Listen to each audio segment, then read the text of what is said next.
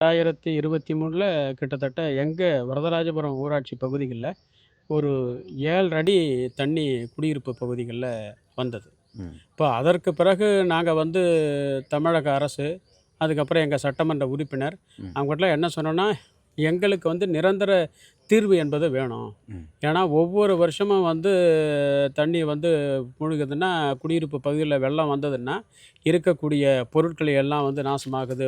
2 சக்கர வாகனம், 4 சக்கர வாகனம், வீட்ல இருக்கக்கூடிய பொருட்கள், ஃப்ரிட்ஜு, வாஷிங் மிஷினு ம். இப்படிலாம் வந்து எல்லாருமே சாதாரண மிகவும் அடித்தட்டு மக்கள், நடுத்தர மக்கள் தான் இருக்கிறாங்க. ஒவ்வொரு வருஷமும் இந்த வாழ்வாதாரத்தை அவங்க வந்து இழக்க முடியாது. இதற்கு நிரந்தர தீர்வு வேண்டும்னு தமிழக முதல்வர் இந்த பகுதிக்கு கிட்டத்தட்ட 3 முறை நேரடியா வந்து பார்வையிட்டார். ம். சட்டமன்ற உறுப்பினரா வந்தார். ம்.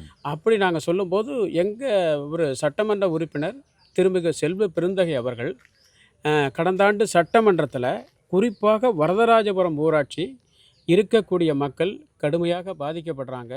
இதற்கு தமிழக அரசு நிரந்தர தீர்வு அ எடுக்க வேண்டும்னு சட்டமன்றத்திலே சொன்னார். ம். அது மட்டும் இல்லாம, நேரடியா முதல்வரையும் சந்திச்சு, நீங்க அதற்கான நடவடிக்கை எடுக்கணும்னு சொல்லி கேட்டுக்கிட்டாரு. தொடர்ந்து எங்க வரதராஜபுரம் நலமன்ற கூட்டமைப்பு சார்பிலயும் தீர்வு வேணும்னு நாங்க கோரிக்கை விடுத்துக்கிட்டே இருந்தோம். ம். அந்த அடிப்படையில இந்த வருஷம் பல நடவடிக்கைகள் அரசு வந்து எடுத்திருக்கு. உதாரணமா பார்த்தீங்கன்னா, சோமங்கலம் கால்வாயிலிருந்து வரக்கூடிய தண்ணிய செம்பரம்பாக்கம் ஏரிக்கு திருப்பி விட்டுருக்காங்க. அதனால வந்து ஓவர்ஃப்ளோ ஆனது அது கொஞ்சம் குறைஞ்சிருக்கு. ஏற்கனவே 2 ஆண்டுகளுக்கு முன்னாடி நாங்க குடியிருக்கிற ராயப்பா நகர்ல மூடு கால்வாய் அமைக்கப்பட்டிருக்கு. சோமங்கலம் கால்வாயிலேருந்து வரக்கூடிய தண்ணிய திருப்பி நேரடியாக அடையார் ஆத்துக்கு விடக்கூடிய ஏற்பாடு நடந்திருக்கு. இப்போ இன்னும் பார்த்தீங்கன்னா, மணிமங்கலம் மிஸ்ஸிங் லிங்க்டுன்னு சொல்லுவாங்க. லிங்க்கு. அதில வரக்கூடிய தண்ணி பிடிசி குவார்ட்டர்ஸ் அதை சுத்தி உள்ள நகருக்கு குடியிருப்பு பகுதிக்குள்ள தண்ணி போகக்கூடிய ஏற்பாடு இருந்தது. இப்போ அங்க மூடு கால்வாய் அமைக்கப்பட்டிருக்கு. ம். Cut and cover. இப்போ அதனால அங்க இருக்கக்கூடிய பகுதிகளுக்கு குடியிருப்பு பகுதியில தண்ணி போறது என்பது அது வந்து அது தவிர்க்கப்பட்டிருக்கு. அது மட்டும் இல்லாம இந்த ஆண்டு அடையார் ஆற ஆழப்படுத்தியிருக்கிறாங்க. கரைய உயர்த்தியிருக்கிறாங்க. கரைய வந்து சமப்படுத்தியிருக்கிறாங்க. அது அது மட்டும் இல்லாம 2023ல பல இடங்கள்ல குடியிருப்பு பகுதிகள்ல தண்ணி வந்து வந்ததுக்கு காரணம், கரைகள் வந்து பலம் இல்ல. கரை உடைப்பு ஏற்பட்டு தான் இந்த 7 அடி தண்ணி அப்படி கிட்டத்தட்ட வந்தது. அதனால இப்ப என்ன பண்ணியிருக்காங்கன்னா, எங்கெல்லாம் கரை உடைந்ததோ, அங்கெல்லாம் தடுப்பு சுவர் கட்டியிருக்காங்க. அதனால இப்ப வந்து சமீபத்தில 15 சென்டிமீட்டர் மழை பெஞ்சது. இருந்தாலும் கூட தண்ணி என்பது ஆத்துல போயிட்டுருக்கு. குடியிருப்பு பகுதிகள்ல வந்து எந்த ஒரு பிரச்சனையும் இல்ல. ஓகே. இப்ப அதனால 2023ல ஒரு குறியீடு வச்சிருக்கீங்கல்ல உங்க வீட்ல. ஆமா, எம்எஃப்எல்ன்னு. அது ஆமா. என்ன குறியீடு ஐயா? அதாவது இது வந்து அண்ணா பல்கலைக்கழகத்திலேருந்து இது எந்த அளவுக்கு இந்த பகுதிகள்ல வெள்ளம் வந்திருக்குன்னு ஒரு ஆய்வு பண்றதுக்காக அவங்க போட்ட குறியீடு. Maximum flood level. ம். அத தான் எம்எஃப்எல்ன்னு அவங்க பண்ணியிருக்கிறாங்க. 2023ல. இப்போ இந்த வருஷம் பார்த்தீங்கன்னா, அந்த பிரச்சனை என்பது இல்ல.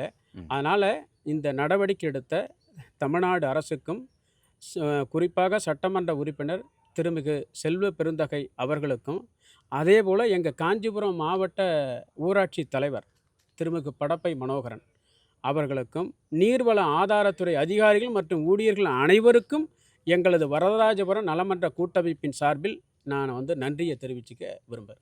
அதுக்கு முன்னாடிலாம் நாங்கள் போட்டில் போயின்னு இருந்தோம். ம். 2, 3 வருஷமா அந்த கஷ்டம் எங்களுக்கு இல்ல. அதுக்கேத்த மாரி அரசியல்வாதிலாம் வந்தாங்க, பார்த்தாங்க. ம். எல்லாம் ஓரளவுக்கு இப்போ வந்துருக்கிற எம்எல்ஏவும் வந்து எங்களுக்கு முடிஞ்ச வரையும் நல்லது தான் செய்றாரு. ம். இப்போ காவாவும் வந்து நல்லா அகலப்படுத்தியிருக்காங்க. என்ன ஒண்ணு இன்னும் அந்த சோறு வந்து ஹைட் பத்தி குடுத்தாங்கனாக்கா, இன்னும் நல்லாயிருக்கும். இதுவரைக்கும் நடந்திருக்கிற பணிகள் சிறப்பா நடந்துட்டுருக்குது. ம். இதில வந்து இப்ப நம்ப அடையார் ஆத்துல வந்து ஒரு சில இடத்துல அந்த கான்கிரீட் சுவர் அமைச்சிருக்காங்க. ம். போன வருஷம் கொஞ்சம் அமைச்சாங்க, இந்த வருஷம் கொஞ்சம் அமைச்சாங்க. அத கம்ப்ளீட் பண்ணிட்டாங்கன்னா, கரை உடையறதுக்கு வாய்ப்பு இல்ல. ம். எம்எல்ஏவும் சரி, எங்க ஊராட்சி மன்ற தலைவரும் சரி, அவங்களால முடிஞ்சது அவங்க என்ன பண்ண முடியுமோ அத பண்றாங்க. வந்து எங்கள நேரடியாவும் விசாரிச்சுட்டு போறாங்க. ம். அதனால ஒண்ணும் அந்த 2023க்கு இப்பயும் வேலை நெறைய நடந்திருக்கு. ம். அதில எந்தவித குறையும் கிடையாது. இந்த தடுப்பு சுவர் மட்டும் கொஞ்சம் அமைச்சு குடுத்தாங்கன்னா நல்லாயிருக்கும். ஆனா, இது 2 வருஷத்துக்கு முன்னாடி பார்த்தீங்கன்னா, என்டையர் ராயப்ப நகரு 7 அடி தண்ணி. ம். எல்லா வீட்லயுமே அவன் ஃபுல்லா நிரவுனது மாரி 7 அடி தண்ணி இருந்தது. ம். ஆனா, போன வருஷம் சிட்டியெல்லாம் நல்லா மழையா இங்க இல்ல. அதனால பாதிப்பு இல்ல. அதே சமயத்தில் இன்னொன்று என்னென்னா, ம். இந்த சோமங்கலம் கால்வாயிலேருந்து ஒரு கட்டன் கவர் கால்வாய் ஒன்று அதை பிரித்து ஏரியிலேருந்து வர தண்ணியை பிரித்து விட்ருக்காங்க. ம். அதனால் கொஞ்சம் கம்மியாக இருக்குது. இதே மாதிரி மழைன்றது தேவை தான். ஆனால் மழை அதிகமாக வந்துருச்சுனாலும் இயல்பு வாழ்க்கை பாதிக்கப்படுது. ம். ஸோ இதே ஏரியாவில் நான் ஒரு 5 வருஷமாக இருக்கிறதால மழை வரும்போது என்ன பண்ணணும், எப்படி நம்மளை சமாளிச்சுக்கிறது ஓரளவுக்கு பழகியாச்சு. ம். பட் புதுசாக வரவங்களுக்கு பார்த்திங்கன்னா ரொம்ப கஷ்டமாக இருக்கும்.